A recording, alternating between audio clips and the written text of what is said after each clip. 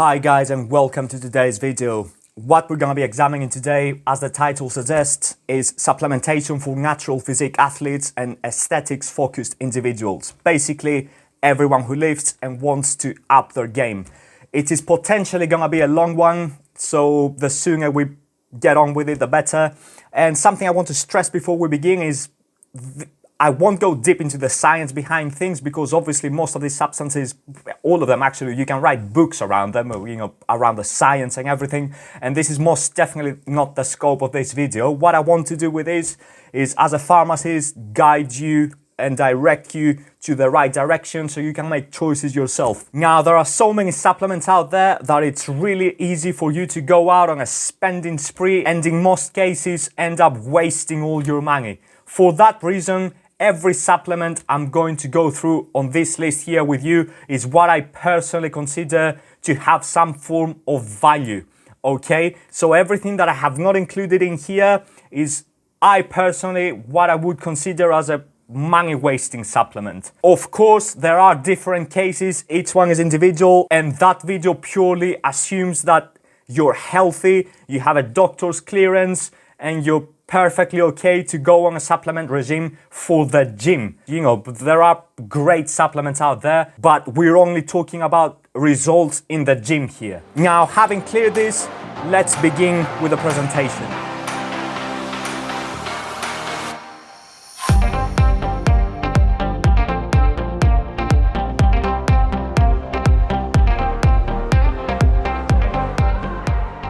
Let's start by asking the question, are supplements necessary?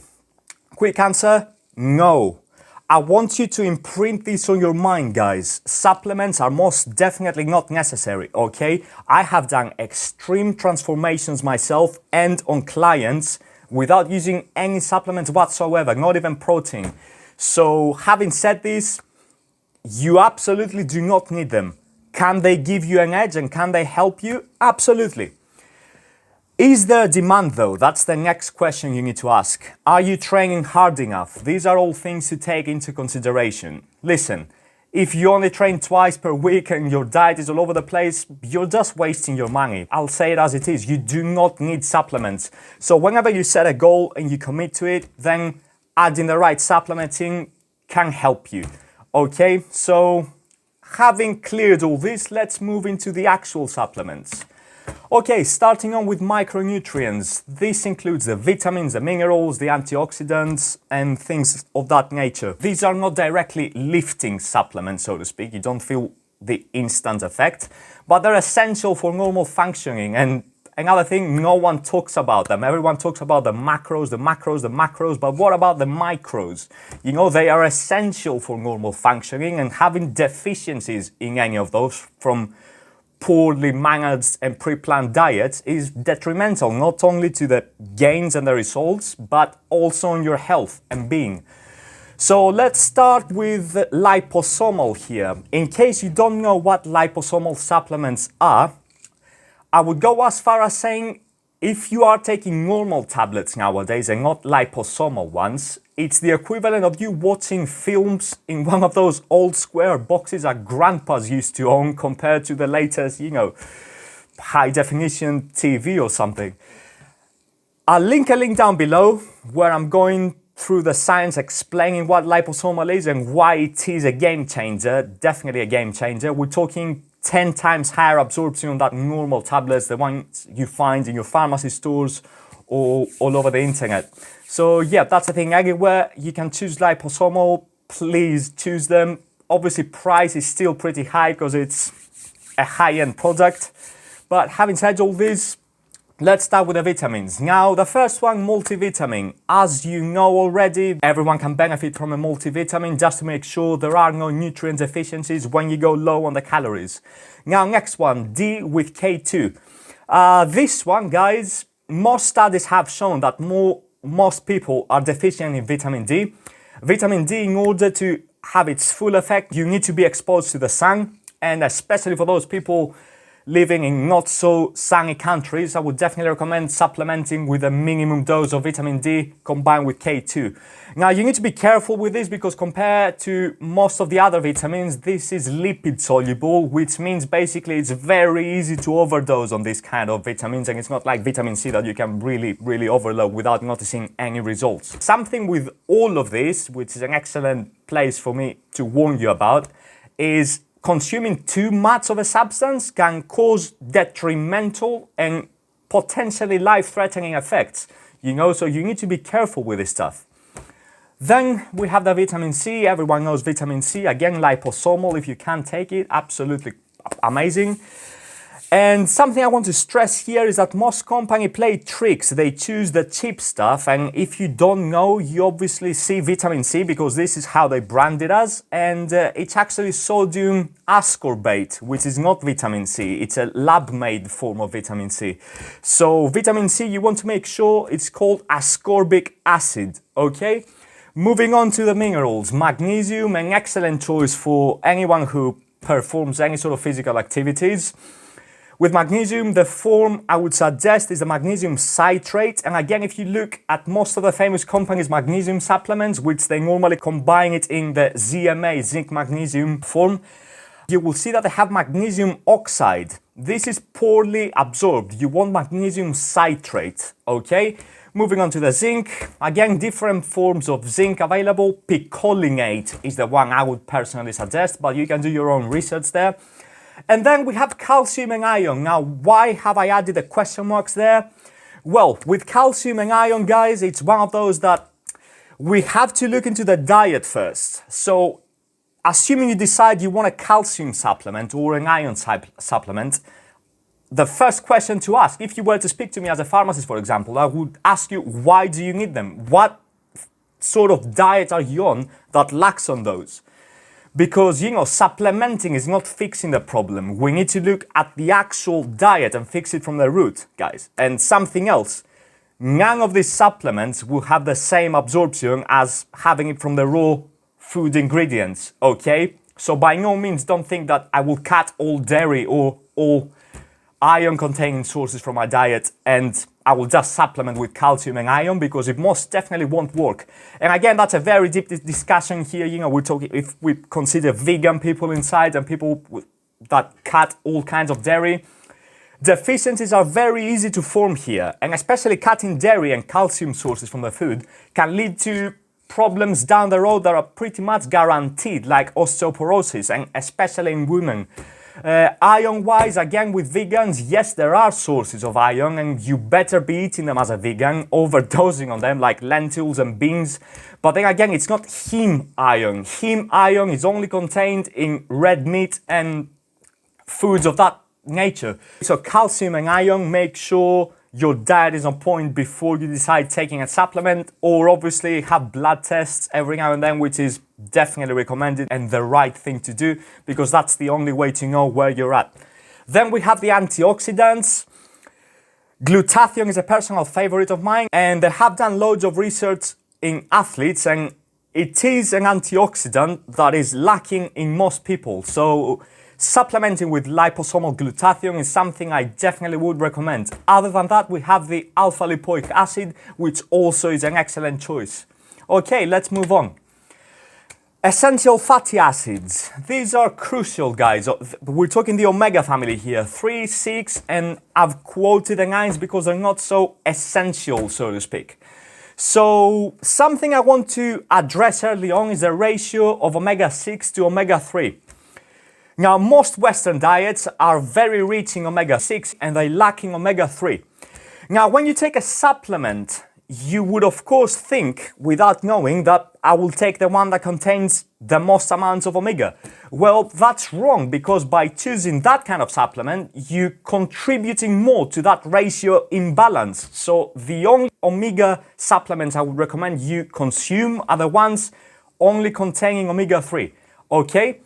Now, the main two forms of omega-3 are the EPA and the DHA, as you can see here with those funky names, those two acids. These you mostly find in fish tablets and cod liver oil and things of that nature. Now, something you need to be aware of, again, is the marketing traps of the companies that play on you. So ignore anything that's written on the label that's high strength or X amount of milligrams. That doesn't mean anything. What you need to be looking is how much actual EPA and DHA is contained. And as a rough guide from my personal research, anything above 600 milligrams on a minimum for each of those is an actual high strength and quality supplement. Lastly, with those, yeah, you need to be counting the calorie on those guys, okay? The calories can really pile up. It's pure fat basically, so make sure you add the calories in. Okay, about time. Let's move to the lifting supplements. Okay, that's what we're here for. Protein. Now, do you need protein? Absolutely not. You can consume all your protein from foods. Now, it makes it easy and a very sustainable option for your post-workout meal. If you're in a hurry and you do not have time to prepare a solid meal, then a protein shake would make absolute sense. Now, there are three main types of whey protein: concentrate, isolate, and hydrolyzed. Assuming you don't have any stomach problems, I would suggest either the concentrate or the isolate. Definitely not the hydrolyzed. The price is just ridiculous. It really doesn't worth it, okay? And then you have beef, egg, and vegan proteins. Other than whey, guys, there's also casein protein, which is an excellent choice when we want a slow absorbed protein. So that makes it an ideal option for a meal to have just before you sleep, just so you have that slow and consistent release of amino acids in the bloodstream. Combine that with a fatty source and we're talking an excellent option for you to consume before bed. Now, what we need to look next in regards to the protein is how complete that protein source is. And there is this thing called the Protein Digestibility Corrected Amino Acid Score. This basically scores the proteins in order of how complete they are. Okay, so on top, as you can see here, we have milk-based proteins, whey and casein. Then egg, beef, soy isolate, and you can look this list on the internet, it's quite long. So you really want to stay, if you're a lifter, you really want to stay in those really high quality sources of protein. And if you're a vegan, you need to make sure to combine sources of protein just so you get the optimal amino acid profile. Okay, let's move on. Carbohydrates. Now, there are supplements for carbohydrates, and the main distinction is fast versus slow acting. Now, when would you take carbohydrates? It's basically pre-workout, intra-workout, and post-workout. They help with glycogen resynthesis after the workout, and they're very, very important. After your workout, you need very fast carbohydrates, the fastest actually. So the ideal post-workout contains dextrose, okay, or cyclodextrin. The one I've listed here, Vitargo, is an excellent choice, and it's a staple among many of my clients. So any of those choices is absolutely great, assuming you have it with protein. Now, slow digested carbohydrates, the supplement is waxy maize. You can find it in many, many stores. And that combined with a slower protein, for example, like a casein, could be an excellent meal replacement. Okay, now something I want to stress here and for you to understand is when you combine food sources, let's say you have a very fast protein like whey hydrolyzed, and you add a slow carbohydrate, this overall is gonna slow the absorption. Fats also slow the absorption. And that's what we don't want post-workout. So post-workout, the ideal meal contains a very fast carb like dextrose and a very fast protein like whey, and nothing else, because we don't want to slow the absorption down. For all the other meals of the day, you must in fact have fats and complex carbohydrates instead of, sugars, because they slow the absorption down. They release energy throughout. And as you may have heard already, this is the glycemic index. The glycemic index defines how fast a carbohydrate is. And by that we mean how fast it absorbs and gets into the system. So dextrose scoring the highest, and then down we have the, all the stuff that you might know as healthy, the low glycemic index. And the main reason I did quotation marks is Yes, there are excellent choices like oats, like starchy breads, whole grains. Yes, they're excellent, but they have a time. Post-workout, they're most definitely not excellent. And not only that, they're actually bad choices. So there are no bad and good carbs really, guys. Everything has its time and place, okay? Let's move on. Amino acids. Now you have two options here, branched chain amino acids and essential amino acids. My recommendation, if you can only get one, would be branched chain amino acids, the BCAA, and that's because they contain leucine, which is the most anabolic, so to speak, amino acid, the one that contributes the highest in muscle protein synthesis. The only time I would actually recommend the EAAs, the essential amino acids, is when you're training fasted. But then again, if you are training fasted, why on earth are you training fasted? You know what I mean? So yeah, without spending too much time here, amino acids, assuming your protein targets are where they should be, is something that I wouldn't call essential. However, pre and post workout, you know, it's for that peace of mind, and if you can afford them in your regime, I would add them myself, okay? Let's move on. Electrolytes. Okay, now this is a very important one. If you work out and get really, really sweaty and your workouts last more than an hour, including cardio after, if you drink plain water, you're adding fuel to the fire. What do I mean by that? When we sweat, we lose electrolytes, mostly sodium. So by drinking more water, we contribute to the imbalance of sodium in our body, and that could potentially cause hyponatremia. You know, if you chuck down a liter or more of water straight away while you have already excreted all that sodium, it can actually be dangerous. This is not a common issue, but something to keep in mind for sure, especially if you're working out in the heat or your workouts last really long periods of time. Okay, and where can we find electrolytes? Either in sachets or in sports drinks like Lucozade, Gatorade, and all of that. Okay, moving on, creatine. You must have heard of this one. Okay, creatine is one of the supplements with very rigid study behind, and it's excellent. Guys, it's excellent for all the lifters. I cannot think of anyone that wouldn't benefit from creatine. It contributes, it's a buffer for the ATP. ATP stands for adenosine triphosphate. It's basically, it's the energy of our muscles, okay? We won't go into the science here, but it's what produces energy.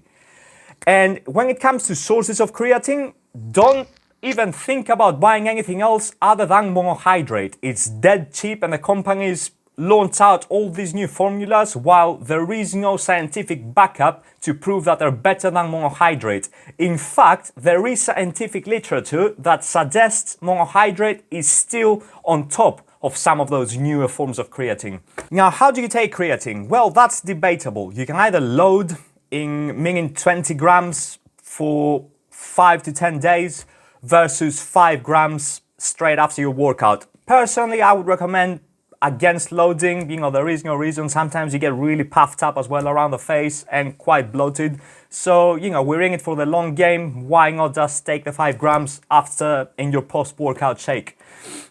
Having said all this, here's the catch with creatine, guys. It raises dihydrotestosterone. What does this mean in plain English? If you do have pre-hereditary genes for male baldness, it does contribute to that. Personally, that's a reason why I've still not experimented enough with creatine. Of course, I have tried it, and male baldness is not really high in my family, but still, you know, I'm a little bit skeptical. I like my hair, and yeah, if it was to contribute towards that, that would be a problem. In no way, I'm not saying creatine makes you bald. Don't interpret it like this, please. But there is some evidence that it does raise dihydrotestosterone, and that itself does create baldness, okay? You can most definitely do your own research. Let's move on. Carnitine. Now, carnitine is not a fat burner. I want to stress this, okay? Most people think it's a fat burner. It's not. What carnitine does is gives you increased power output, increased blood flow, more oxygen and nutrients rushing into the muscles. And these are all stuff we want as lifters, guys, okay? Also, research had shown that the androgen receptor density is increased, and that means you utilize testosterone more efficiently with carniting, okay? Something I want to stress here again, the tricks that companies make, I urge you, have a look in most of the famous companies' supplement pills or liquid forms, and you will find that they have the acetyl L-carnitin. Well, that's crap compared to L-tartrate when you're lifting, because when we're talking intramuscularly, we want the tartrate version. The other one has different benefits, cognitive mostly, because it crosses the blood-brain barrier easier. But when we're talking for lifting and intramuscularly, the L-tartrate is the kind of carnitin you want. Okay, let's move on. Citrulline malate. I love this supplement myself. It converts to arginine. That's great for pumps. Basically, if you have experience what a pump is, you know what I'm talking about. It's blood and glycogen and nutrients rushing into the muscles. It improves performance and recovery and reduces soreness. By reducing soreness, clearly we can push harder on our next session, and this is crucial for overall gains, progressive overload. In terms of dosage, 10 to 20 grams a day, which you can split in 6 to 8 grams pre-workout, followed by 4 or 5 post-workout. Okay, let's move on. Beta-alanine. This is another supplement that's quite well known. Now, when it comes to body composition, it doesn't really have that high of an effect. Okay, the main thing with carnitin, where you will see the benefits, is for those who train into high-intensity interval-style sessions and the overall sets last longer, okay? The mechanism behind it is basically it increases the muscle carnosine. I will link a link down below for you to research if you want further. But having said this, beta-alanine, I wouldn't recommend supplementing unless you're doing really high reps or high intensity interval training. In terms of dosage, anywhere from 2 to 5 grams a day. Now, something with beta-alanine that I have noticed with clients of mine is it gives you a burning or tingling sensation. That's called paresthesia. It's not to freak out, it's normal, and it is to be expected, in fact. If that happens, just lower your dose and split it throughout the day. Moving on, tart cherry. Now that's quite a new supplement, and it has some really, really nice evidence that it reduces muscle soreness. And as we mentioned, if we are less sore, we can push harder. Okay, so that's a no-brainer again. Dose-wise, around 500 grams a day is all you need. Let's move on, HMB. This one, guys, it potentially has anti-catabolic properties, so protecting against muscle breakdown. Although most research has suggested that this effect would mostly be experienced from beginner lifters. So assuming you lift some years, HMB most likely won't cut it, and I would put it in those supplements that it's borderline waste of money. Okay, 2 to 5 grams daily if you want to go down that route. Okay, that next one, we're moving on to the shamanic stuff, okay, ashwagandha. Okay, long story short, the current evidence suggests that this may be a miracle supplement, guys, okay? Like, there is nothing bad about this supplement. That perhaps the only thing that we could mention as bad is that it lowers the blood pressure they can find, and if you're a bit of a hypotensive individual, you can feel dizzy. Therefore, obviously don't take ashwagandha. So when we're talking body composition, so adding lean muscle mass while burning fat, it seems to be doing all of these. Now, what's the catch here? Obviously, the research is at its infancy. I really want to see more research around this stuff before I go on and be like, yes, ashwagandha is the steroid alternative if you're a natural and all of that. No, let's be hesitant here. I am currently trying it myself, and it's only been a month, so I cannot tell you what I have noticed, but I'll definitely keep you updated. Dosage-wise, 600 milligrams a day is kind of like the sweet spot I would suggest and what the evidence suggests. Okay, let's move on. Okay, moving on to the fat burners next. You were probably waiting for this one. Let me start this by saying, fat burners are a waste of money. Okay, let that sink in. Most fat burners are a waste of money, and if you need a fat burner, your diet is not on point. However, There are two fat burners that are excellent choices, both from personal experience on clients and from what the literature suggests. Those two fat burners are flucoxanthin and capsaicin. Okay, write those two down. Now, if you're taking flucoxanthin, I would recommend a supplement that contains pomegranate seed oil as well. A very famous one is xanthigen, that's with XA, and there are many alternatives as well, in case it's not available in your country of residence. The other one, having said this, however, yes, I want to add that I personally haven't used flucoxanthin myself, so I cannot speak for that, but I have used the next one, which is capsaicin. And oh my God, I will link this study down below, guys. It's scientifically proven that it will lower your fat, capsaicin, okay? Period. And there's way more research than flucoxanthin. Now, if you combine those two, I don't even want to think what would happen. You know, when we're talking legal supplements, this combination is most definitely the most extreme fat burning stack I can think at the top of my head.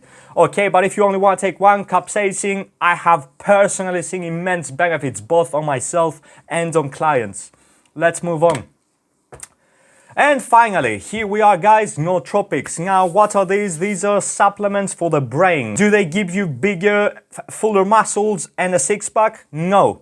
Do you need brain supplements for lifting weights? I will counter answer you by asking, is there any field that you wouldn't need brain boosters in life? Now, these substances that I have linked here, do your own research about them. These are the most well-known nootropics, as we call them, as of the time speaking. But I personally haven't experienced with any of them yet. I want to stress this.